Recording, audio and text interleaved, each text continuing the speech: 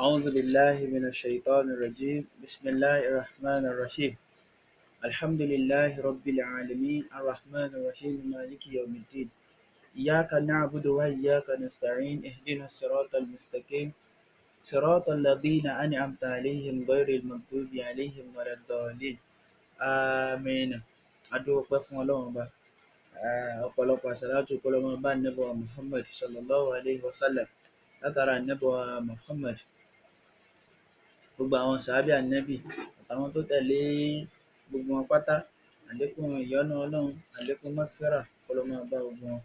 Látara tiwọn náà, gbogbo àwọn àlùfáà wa tí wọ́n bẹ láyé àtàwọn tí wọ́n ti bọ́ síwájú Ọlọ́run, tá a kẹ́kọ̀ọ́ kan lára wọn àbí méjì, àbí tí a jàǹfààní lára ọ̀rọ̀ tí wọ́n sọ, àbí tá a mú hikmà látara ìṣe wọn. Ọlọ́run, ibi tí wọ́n bá dojúkọ láwọn tí wọ́n ti bọ́ síwájú Ọlọ́run, Ọlọ́run bá wa pọ́n lé. Ẹ̀yìn tí wọ́n sì fi ilẹ̀ náà, Ọlọ́run má jẹ́ ó bàjẹ́. Tó wá fi dórí gbogbo àwọn tó bá wà láyé pátápátá nínú gbogbo àwọn àlfáà wa tá a sọ yìí, tó bẹ̀rẹ̀ látòrí bàbá wa àgbà ní Mudirul Markaz, tó fi dórí bàbá wa Sheikh Dawood àlùfáà ńlá, tó fi dórí gbogbo àwọn àlfáà wa Ọlọ́run, ẹ̀mí gígùn àlàáfíà àìkú baálẹ̀ ọ̀rọ̀, Ọlọ́run bá wa ṣe fún wọn. Ọlá àlùbáríkà Ànábì wa Muhammad sallallahu alayhi wa sallam, ọlá sayyidil wujud. Náà, gẹ́gẹ́ bí kásálámà sí gbogbo ilé pẹ̀lú kíkí ọlá ìpè ní assalamu alaikum wa rahmatullahi wa barakatuhu. Náà, gẹ́gẹ́ bí ọ̀rọ̀ tí à ń bá lọ lánàá nípa pé ọ̀rọ̀ àwọn òbí wa, àtìjẹta láti bẹ̀rẹ̀ ọ̀rọ̀ náà. A kọ́kọ́ wá yan wípé ní ọ̀rọ̀ àwọn òbí kò ṣeé fi wé, wípé ní a lè sọ pé kan ló lọ́lá jù nínú bàbá àti ìyá kó má baà dá nǹkan míì lẹ̀, ká má baà tara ìkan nínú wọn, ká má baà tara wọn tàpá sí òfin Ọlọ́run. Torí pé nínú táwọn òbí wa bá ń yọ́nú sí wa, ìgbà yẹn náà lọ́lọ́run ó tó yọ́nú sí wa. Tí wọ́n bá sì ń bínú sí wa, Ọlọ́run ọba náà ní ń bínú sí wa nígbà yẹn. Ó jẹ́ ká wá sọ ní ìjẹta yẹn, a analyse question yẹn wípé ní ká sọ pé nínú ìyá àti bàbá ta ló lọ́lá jù, ó dàbí ká ní nínú oòrùn àtòṣùpá èwo ni ó lọ́lá jù, àbí ká sọ pé nínú sánmọ̀ àti ilẹ̀ èwo ni ó lọ́lá jù, tó sì já sí pé ní iṣẹ́ ọ̀tọ̀ọ̀tọ̀ làwọn méjèèjì ń ṣe. Àná a wá tún wá yan àmọ́ àwọn characteristics kan wá. A sọ pé gbogbo ọkùnrin ní ń ṣe bẹ́ẹ̀ àbí gbogbo ìyá ní ń ṣe bẹ́ẹ̀, a sì sọ pé gbogbo bàbá ní ń ṣe bẹ́ẹ̀. A máa mú pé ní 80% nínú àwọn bàbá ohun tí a máa bá lára wọn nìyẹn.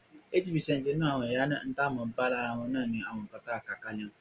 Èní, gẹ́gẹ́ bá a ti jọ ṣe àdéhùn fúnra wa ní àná pé ní ohun tọ́lọ́run bá sọ, ohun tánàbí wa Muhammad sallallahu alayhi wa sallam táwọn àlfáà náà táwọn náà sọ lórí ọ̀rọ̀ yìí, ká mú wá fúnra wa ká lè fi dára wa lẹ́kọ̀ọ́. Torí pé ní inú oṣù tá a wà yìí náà, inú oṣù Ramadan, oṣù tí èèyàn fi ń lékún ni, oníkálùkù wa k'Ọlọ́run jẹ́ ká lè jẹ àlùbáríkà ibẹ̀. Náà, a ó kọ́kọ́ bẹ̀rẹ̀ pẹ̀lú ọ̀rọ̀ tí Ibn Abbas tí ó sọ nínú ọ̀rọ̀ rẹ̀. Torí pé ní ó ní àwọn ọ̀rọ̀ mẹ́ta kan wà tó já sí pé ní tí kan bá ti ń wá báyìí, ìkejì máa ń tẹ̀lé ni. Tó sì jẹ́ sí pé nínú àwọn ọ̀rọ̀ méjì yìí ńsìnyí, tá a bá sọ pé a fẹ́ ṣèkan, tá a bá ṣèkejì, Ọlọ́run ò ní gba ẹyọ̀kan tá a kọ́kọ́ ṣe lálákọ̀ọ́kọ́ yẹn. Ó wá mú áyà wá nínú áyà Al-Qur'an, a'udhu billahi minash shaitanir rajim, bismillahir rahmanir rahim. Ó mú áyà wá nínú Suratul Nur níbi tọ́lọ́run bá ti ń sọ pé ati'u Allaha wa ati'ur rasul. Ó ní pé ní Ọlọ́run ọba àlékè ọlá, ó ní ẹ tẹ̀lé Ọlọ́run. Ọlọ́run sọ fún màláíkà Jibril pé kó sọ fún Ànábì pé kó sọ fún àwọn èèyàn pé kó tẹ̀lé Ọlọ́run, kó sì tẹ̀lé òjíṣẹ́ rẹ̀. Èèyàn tó bá já sí pé ní òun sọ pé Ọlọ́run lásán nìkan lòun ó tẹ̀lé o, òun ò ní tẹ̀lé Ànábì wa Muhammad. Títẹ̀lé tó lóun fẹ́ tẹ̀lé Ọlọ́run yẹn gan, Ọlọ́run gan ò tún ní gbà. Ọ̀rọ̀ àkọ́kọ́ nìyẹn. Ẹlẹ́ẹ̀kejì, nínú Suratu Muhammad, Ọlọ́run bá sọ ó ní pé ní wa aqimus salata wa atuz zakata. Ó ní pé bá a bá ti ń kírun ká máa yan zàká. Ìwọ tó já sí pé ní ìrun nìkan ni olóò fẹ́ kí, ìwọ ò ní yan zàká, tó sì já sí pé ní zàká ti wọnú owó ẹ̀, tó ò wá yan zàká, ìrun tó o kí yẹn Ọlọ́run ò ní ṣe kíni, Ọlọ́run ò ní gbà á lọ́wọ́ rẹ̀. Ẹlẹ́ẹ̀kẹta ń bẹ nínú áyà Al-Qur'an tí Ọlọ́run sọ nínú Suratu Taghabun tó ní anishkuru li waliwalidayka.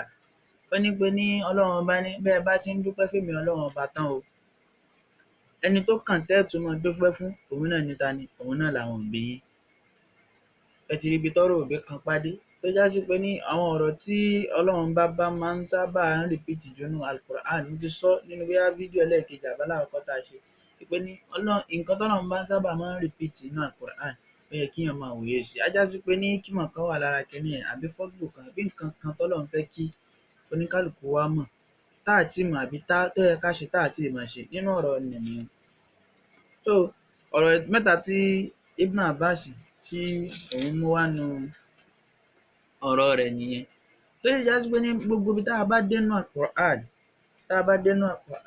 ibi tọ́lọ́run bá ti sọ pé ní ká sìn òun, n tó sábà máa ń tẹ̀lé ni pé ní ká ṣe kíni? Ká ṣe dáadáa sí àwọn òbí wa. Nínú Suratul Isra níbi tọ́lọ́run bá ti ń bá wa sọ̀rọ̀ pé wa qada rabbuka alla ta'budu illa iyyahu wa bil walidayni ihsana.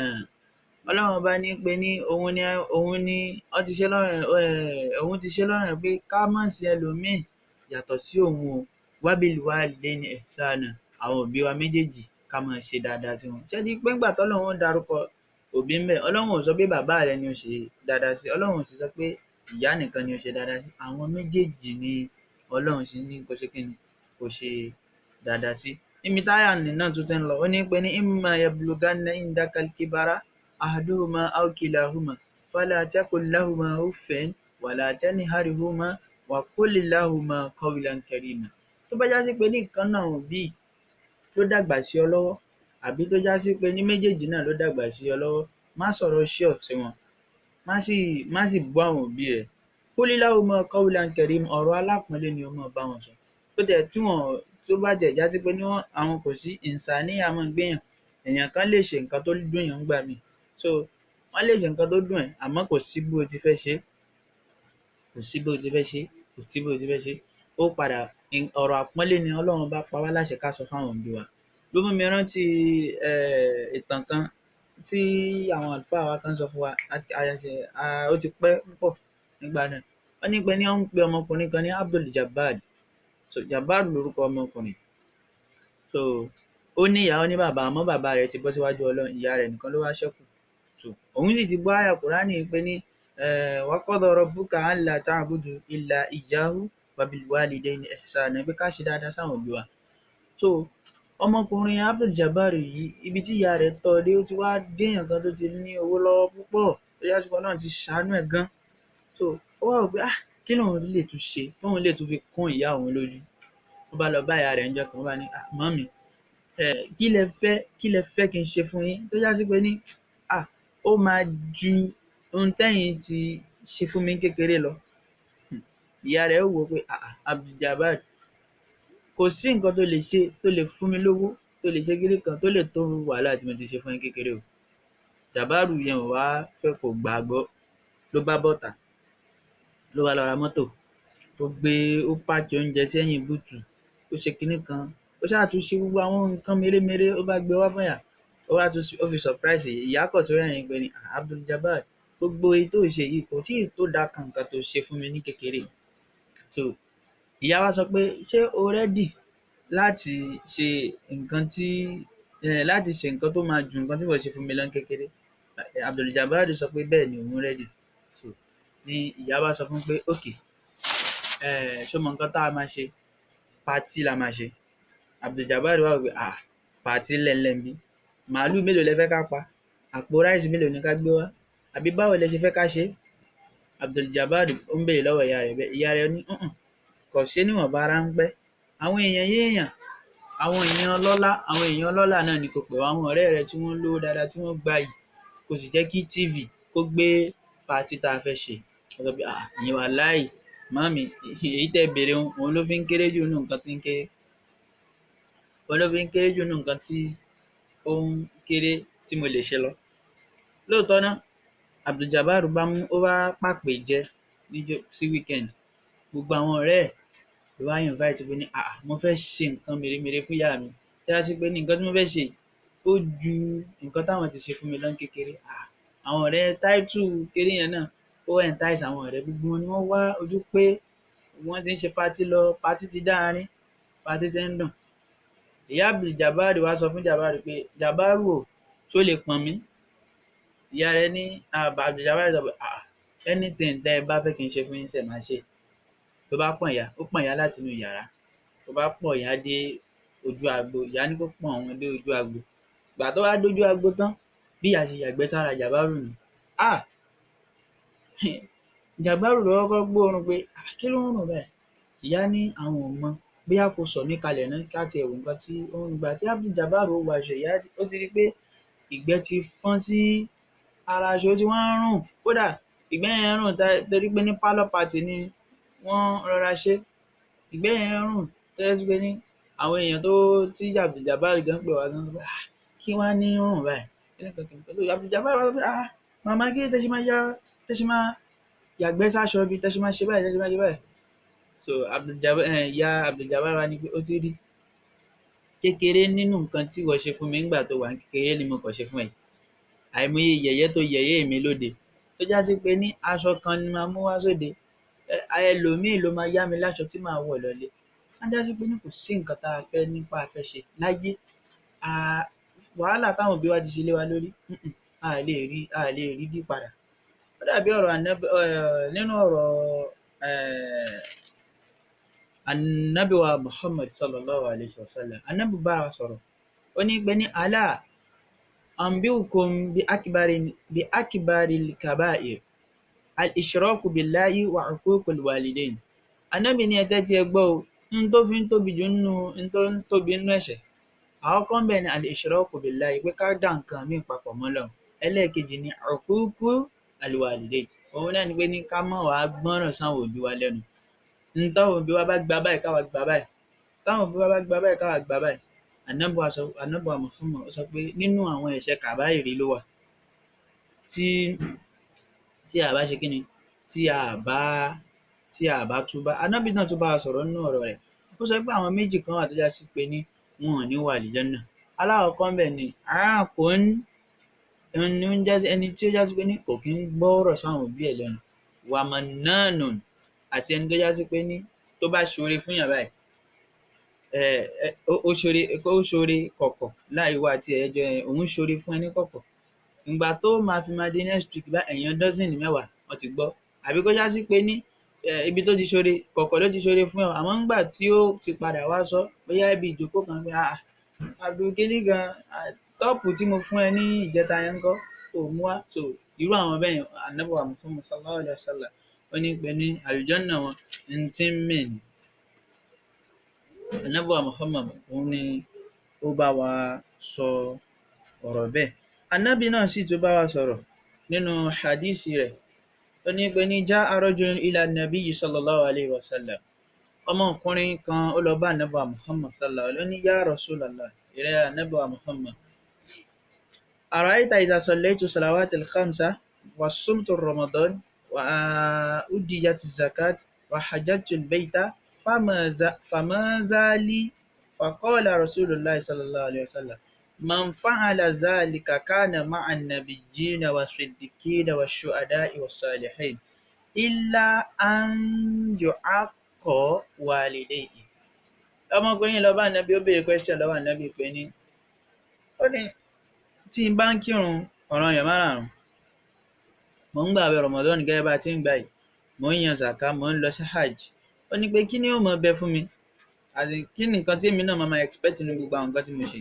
Ànábì wa Muhammad wá dá lóhùn pé ní ẹni tó bá ń ṣe irú báyìí kana ma'a an-nabiyyin, òun náà ti wà pẹ̀lú àwọn ànábì was-siddiqin àtàwọn olódodo wash-shuhada'i was-salihin àtàwọn ẹni tí ń ṣe rere illa an yu'aqqa walidayhi.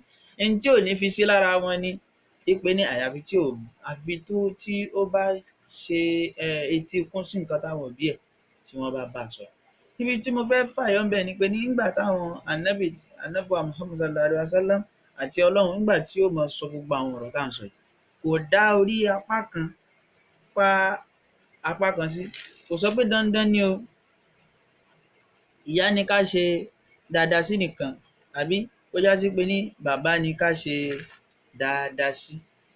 Láì ní fara wa lásìkò gùn, wọ́n ní Ànábì wa Muhammad sallallahu alaihi wasallam, wọ́n ń pe ọkùnrin kan ní Alqama. Ṣẹ́rí Alqama yìí ó jẹ́ ọkùnrin ọ̀dọ́. ó ń kírun, ó ń gbààwẹ̀, ó ń yan zàká, ó ṣáà ń ṣe gbogbo nǹkan tọ́lọ́run fẹ́ ló ń ṣe. Àmọ́ nígbà tó wá dijọ́ kan ló bá sick. Sickness yìí wá ṣe kíni, ó wá le gan-an láì ní fọ̀rọ̀gùn. Alkoma yìí, àárẹ̀ yẹn ti wá ba débi bóyá sí pé ní ó ti kù sáátà díẹ̀ tí ó bọ́ síwájú Ọlọ́run. Ìyàwó ẹ̀ bá lọ bá Ànábì wa Muhammad sallallahu alaihi wasallam ló bá sọ fún pé Alkoma ara rẹ̀ ò yá o. Ó dẹ̀ sì já sí pé ní ó ti ń súnmọ́ pé Alkoma ó jáde ní ayé. So ìgbà tí Ànábì gbọ́ ilé, Ànábì wá rán àwọn sàábé kí wọ́n tẹ̀lé lọ pé kí wọ́n lọ làkánà kẹ́límà la ilaha illallah, kí wọ́n fi sí lẹ́nu kí ó tó jáṣẹ̀ kó tó kúrò láyé. So ìgbà táwọn sàhábà débẹ̀ tí wọ́n ní kí Alkoma sọ la ilaha illallah, Alkoma ò bá rí la ilaha illallah sọ. Kí ló dé? Ládùúrú àwẹ̀ tó gbà, zàká tó yàn, Ramadan, ìrun tó kí, gbogbo àwọn jihad fi sabilillahi tó ṣe, kí ló tó wá rí la ilaha illallah wí? Torí gẹ́gẹ́ bí inna Allaha la yudi'u ajral muhsinin, Ọlọ́run ò kí ń rá ẹ̀san ẹni tó bá ṣe dáadáa, Ọlọ́run ò kí ń rá láre. Kí ló dé tí ọ̀rọ̀ Alkama wá rí bó ti rí? So ó bá tún wá padà lọ sọ́dọ̀ Ànábì pé Alkama tó máa rán wá sí kò máa rí kẹ́límà la ilaha illallah, kò máa rí sọ. So Ànábì wa Muhammad ó wá bèèrè lọ́wọ́ ìyàwó ẹ̀ pé ṣé ó lóbi láyé? Ìyàwó ẹ̀ dá lóhùn pé bẹ́ẹ̀ ni ó lóbi láyé, àmọ́ ìyá ẹ̀ nìkan ni ó wà láyé. Ká má fọ̀rọ̀ gùn, ìgbà tí wọ́n padà máa rí sọ́ọ̀sì pírọ́blẹ́mù nǹkan tó ń ṣe Alkama jẹ́ èèyàn kan tó já sí pé ní ó máa ń fàdọ́là ìyàwó ẹ̀ lórí ìyá ẹ̀. Ó ń gbé ìyàwó ilé ẹ̀, ó ń gbé lé ìyá rẹ̀ lórí, ó gbọ́lá fún ìyàwó ẹ̀ jù ìyá ẹ̀. So reason tí kò ṣe rí la ilaha illallah wí nù. So fún ìdí èyí, ìyá rẹ̀ máa ń bínú sí, torí pé ní Ọlọ́run ti sọ nínú hadith Ànábì wa Muhammad sallallahu alaihi wasallam, ó ní ridallah fi ridal walidaini wa sukhtillah fi sukhtil walidaini. Wọ́n ní ibi tọ́lọ́run bá ti ń yọ́nú sí àwọn òbí èèyàn ní yọ́nú sí èèyàn lọ́wọ́ ń bẹ̀. Ibi tọ́lọ́run bá sì ti ń bínú sí àwọn òbí èèyàn ní bí inú sí èèyàn ń bẹ̀. So ìdí rèé tí Alkama ò fi rí la ilaha illallah tí ò fi rí pé.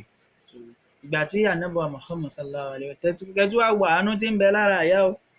Ànábì ní pé ní ìyá ṣe foríjì àbẹ́ foríjì, ìyá lóhùn foríjì torí pé ní ó yẹ̀yẹ́ òun púpọ̀, ó gbé ìyàwó rẹ̀ ó gbé lóhùn lórí, ó ṣe gbá ó ṣàwo. Ànábì ní yóò mọ̀ wọná, ìyá ní tó bá fẹ́ wọná kó wọná. Ẹ rí pé ọ̀rọ̀ yẹn le. Ànábì wá ní ó yẹ ẹ̀yin sàábé ẹ dá iná kọ́kọ́ náà kó máa jò. Ó ní pé ní kálíkọ́mọ̀ kúkú wọ iná tó fẹ́ wọ̀ lọ́rùn yẹn kó kúkú wọ̀ látàyé ń bí. So ibi tí wọ́n ti fi Alkama lálákọ̀ọ́kọ́, wọ́n béèrè lọ́wọ́ ìyá pé ìyá ṣé ká jù síbẹ̀? Ìyá ní pé ẹ jù síbẹ̀, mò ń bínú sí. Wọ́n tún fi lẹ́lẹ́kejì, wọ́n tún béèrè lọ́wọ́ ìyá pé ṣé ká tún jù síbẹ̀? Ìyá tún ní ẹ jù síbẹ̀. Ẹlẹ́ẹ̀kẹta tí àwọn sàábé fẹ́ ju Alkama sínú iná báyìí, ìyá bá ní ó ti tó, mo foríjì látara àánú, pẹ̀lú tòun ti pé ní ó gbé ìyàwó rẹ̀ lórí ìyá ẹ̀. Ó gbé ìyàwó rẹ̀ lórí ìyá ẹ̀ sì ní àánú rẹ̀ lọ́kàn pé ní ọmọ mi ni, kò sí nǹkan tí ó fẹ́ ṣe, kò síbi tí mo fẹ́ lé sí. So ìgbà tí ìyá rẹ̀ wá sọ fún pé tó sọ pé kó má jù síbẹ̀ pé òun ti yọ́nú sí Alkama. So ibẹ̀ ni wọ́n ti wá làkánà lọ sọ fún Ànábì wa sọ fún àwọn sàábé pé kó lọ tún lọ kọ́ làkánà kẹ́límà la ilaha illallah sí lẹ́nu, wípé tó bá wá rí ajá sí pé ní ó ti dẹ̀lẹ̀ àlùjánnà nù. Nígbà tí wọ́n sọ báyìí, Alkama ṣe kíni, ó sọ pé la ilaha illallah Muhammadu rasulullah sallallahu alaihi wasallam. Orí kẹ́límà yìí tó fẹ́ wí, orí wí. So Alkama bá jáde láyé. So àwọn Ànábì pàṣẹ pé kí wọ́n wẹ̀ fún, kí wọ́n sin, kí wọ́n kírun sí lára. So ìgbà tó di ìgbà tí wọ́n ti sin Alkama níbi tí wọ́n sin ibi sàárè rẹ̀, Ànábì ó wá ń sọ báyìí fún àwọn èèyàn pé ní ya ma'sharal muhajirina wal ansar, ẹ̀yin muhajirina àti àwọn ẹ̀yin ansoro, man faddala zawjatahu ala ummihi, ẹnikẹ́ni tó bá gbé ọlá fún ìyàwó rẹ̀ ju ìyá rẹ̀ lọ, fa alayhi la'natullahi wal malaika wan nasi ajma'in, ibi dandan Ọlọ́run yóò máa bá, àwọn èèyàn máa ṣépè fún, àwọn màláíkà máa ṣépè fún, Ọlọ́run gangan fúnra ara rẹ̀ yóò máa ṣépè fún. La yuqbalullahu minhu sarfan wala adlan illa an yatuba ila Allahi azza wa jalla. Ọlọ́run ò ní gba déédé kan àbí iṣẹ́ dáadáa kan tó bá ṣe àyàfi kó túbá lọ sọ́dọ̀ Ọlọ́run wa yuhsina ilayha wa yatlubu ridaha, kó wá máa ṣe dáadáa sí ìyá rẹ̀ kó sì máa wá ìyọ́nú ìyá rẹ̀. Faridallahu fi ridaha wa suqtallah fi suqtiha. Ànábì wa Muhammad ó sọ pé ní Ọlọ́run ti faridallah, ìyọ́nú Ọlọ́run fi ridaha ó ń bẹ níbi kí ìyàwó ọmọ yọ́nú sí wa àbí káwọn òbí ọmọ yọ́nú sí wa. Wá níbi káwọn òbí ọmọ bínú sí wa, ìbínú Ọlọ́run náà ń bẹ. Ànábì wa ṣàdúrà àbí kí n pè ní pé ká ṣàdúrà pé ní fanas'alullaha an yuwaffiqana lirridah, Ọlọ́run kó mú wa ṣe déédé ìyọ́nú rẹ̀. Bí ọ̀rọ̀ Ànábì wa Muhammad sallallahu alaihi wasallam bí ó ti rí ní ibi ọ̀rọ̀ nù. Èèyàn kan wá béèrè ó ní pé ní béèyàn bá ń ṣe jihad fi sabilillah tí ó àmọ́ kò gbọ́rọ̀ sí òbí ẹ̀ lẹ́nu àbí kò gba izini kó tó lọ síbi jihad yẹn, so tó bá wá kú ní jihad yẹn ṣé yóò wọ àlùjánnà? So tí ẹni yẹn bá notice dáadáa ní first tàbí second video tá a ṣe, irú nǹkan bẹ́ẹ̀ a ti sọ mọ́rọ̀ pé ẹni tí ó fẹ́ tẹ̀lé Ànábì Muhammad sallallahu alaihi wasallam tó fẹ́ tẹ̀lé lọ sí jihad, so tó wá ní pé ṣé kóun lọ, Ànábì Muhammad béèrè lọ́wọ́ ẹ̀ pé ní ṣó ní ìyá àbí bàbá láyé, ó lóun ní wọn láyé, ó ní pé látara wọn gangan ni jihad wà. Ní ìdáhùn ìmíì kéèyàn jáfikún lé lórí, wọ́n ń pe nǹkan kan ní al-A'raf. Ibn Abbas òun ló sọ ọ̀rọ̀ yìí, ó ní pé ní ani ashabil A'raf, ó ní nípa àwọn ashabil A'raf, wọ́n béèrè lọ́wọ́ ẹ̀ pé ní man hum wa mal A'raf, àwọn wo ni tó máa wà ní àwọn wo lára ilé A'raf, àti pé ní kí ló ń jẹ́ A'raf gangan. Faqala, ó bá sọ báyìí pé ammal A'raf fahuwa jabalun bayna al-jannati wan-nar, ó ní A'raf tẹ́ ẹ rí yìí òun ní òkè kan bayna al-jannati, ó wà láàrin àlìjánà wan-nar àti iná. So ká sọ pé kí nǹkan wà ní àárín, so àlìjánà wà báyìí, iná náà òun náà wà báyìí.